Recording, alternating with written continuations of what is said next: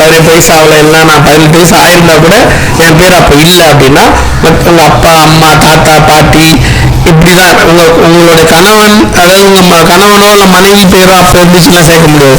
உங்க தாத்தா பாட்டி இல்லைன்னா உங்க அப்பா அம்மா, இந்த 4 பேர்ல யாராச்சும் ஒருத்தர் பேர் அப்போ இருந்தா மட்டும்தான் இதுல இந்த ரைட் சைடை ஃபில் பண்ண முடியும்.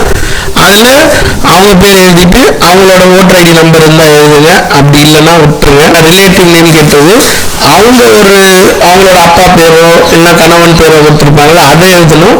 இப்போ நீங்க உங்க அம்மா பேரை வச்சு எழுதுறீங்கன்னா உங்க அம்மா பேர் ஃபர்ஸ்ட் எழுதிட்டு அவங்களோட ஓட்டர் ஐடி நம்பர், அவங்க அந்த லிஸ்ட்ல அவங்க அப்பா பேரை கொடுத்துருக்காங்கன்னா அப்ப அவங்க அப்பா பேரை எழுதிட்டு அவங்களுக்கு தந்தைன்னு எழுதிட்டு, அதுக்கப்புறம் கீழே என்ன மாவட்டம் என்ன மாநிலம் இதெல்லாம் எழுதிட்டு கீழே இருக்கிற அந்த assembly constituency number part number serial நம்பரா எழுதிட்டீங்கன்னா